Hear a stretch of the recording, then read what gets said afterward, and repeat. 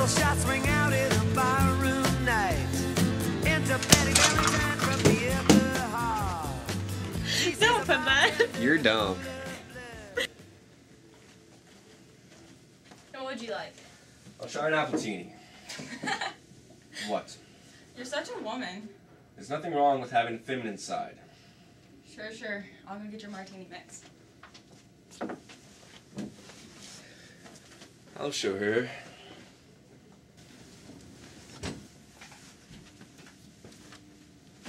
You'll never know.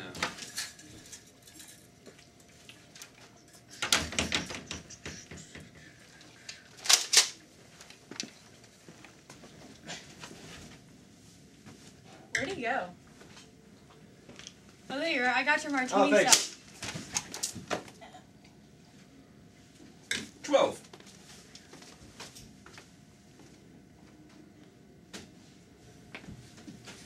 Oh my God! You killed her! I heard a shot, so I called the cops. Oh my God. Breeze, you're under arrest. Hands in the air. I didn't do. I don't care. Got witness says you did. I was only robbing the register. I hope you understand. No, you did it. You Is did it. anybody gonna help? Shut up!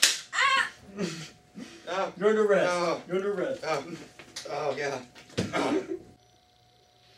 I'm not the only one this has happened to. Through the recent invention and acceptance of DNA technology, there was in many cases reopened as far back as the 1940s.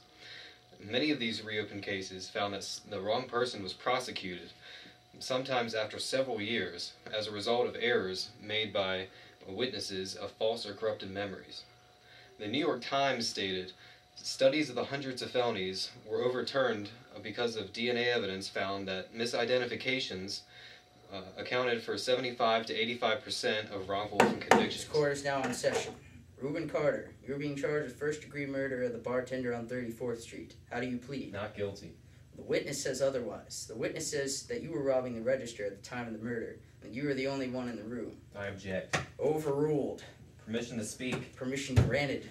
You see, it was a dark and stormy night, and I went to the bar on 34th Street after work because I really wanted to get hammered because I'm depressed. And besides the point, I was sitting at the bar, and there was a man who walked up to the bar next to me and sat down.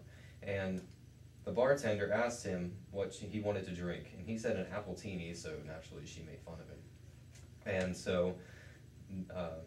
so he got up and left and stormed off, and I guess I just assumed he was really angry. When she got back from getting the ingredients for the drink, he also came back with a shotgun and a ski mask and killed her in cold blood. And he stormed off, but right before that he said 12 for some reason. So when he stormed off, the witness came in right after that, and I was the only one left in the room. And so she naturally assumed that I'm the one that did it and killed him. Okay, but you were also trying to rob the register, so how do you explain that?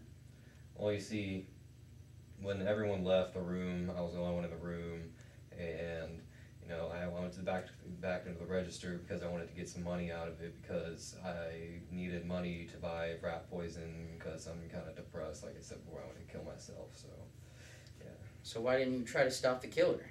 You see, I really needed the money because I'm like super depressed and I wanted to kill myself, and like if they took the money then I couldn't do it. See. Guilty. Oh yeah?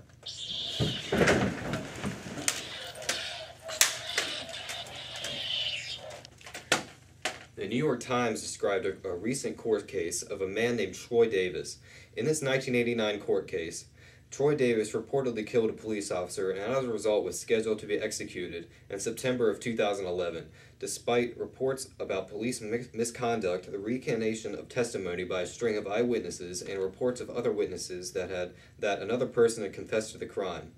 By this time, people all over the United States had heard and watched this trial play out, which resulted in more than 630,000 letters being received by the Georgia Board of Pardons and Paroles, pleading for a state of execution for Mr. Davis, which included letters from former President Jimmy Carter, 51 members of Congress, and death penalty supporters, such as William Sessions, a former FBI director.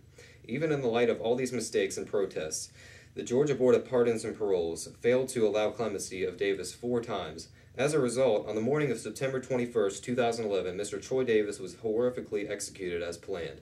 In a similar article, which also discusses Jim Davis's case, by the New York Amsterdam News, it stated, despite Davis's lawyer's heroic attempt to obtain a stay of execution with an 11-hour appeal to the U.S. Supreme Court, the process only temporarily delayed the execution because the U.S. Supreme Court ultimately turned down Davis's appeal. The execution by lethal injection occurred at 11:08 p.m. that evening. The New York Times called it a tragic miscarriage of justice.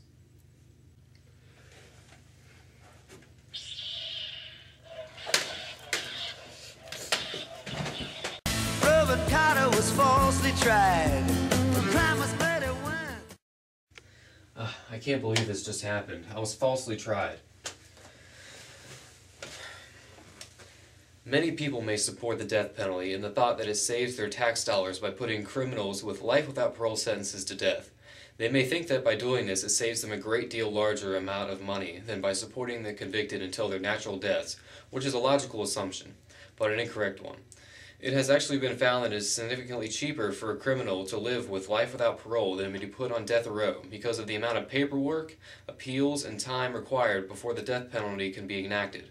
Philip J. Cook of Duke University, while writing about the state of North Carolina, told of how the state would have spent almost $11 million less each year on criminal justice activities, including appeals and imprisonment, without the death penalty. In addition, substantial resources would have been freed up within the courts and district attorneys' offices that would have been used to prosecute other criminal justice cases more fully. This is a ridiculous amount of tax dollars wasted on an unneeded and failing death penalty system. The New York Times, a highly trusted and well-known newspaper, printed this article in hopes that it would inform people of the tragedy and brokenness of the United States death penalty. In this article it states, across the country, the legal process for the death penalty has shown itself to be discriminatory, unjust, and incapable of being fixed. Through this statement, the New York Times accepts that the death penalty system in America is flawed to the point where it cannot be reformed, and therefore must be abolished. Without this, the outcome of keeping the current system would result in a continuation of a flawed, unjust, and broken system which would undoubtedly cause even more potential innocent people, like me, to be executed. How can the life of such a man be in the palm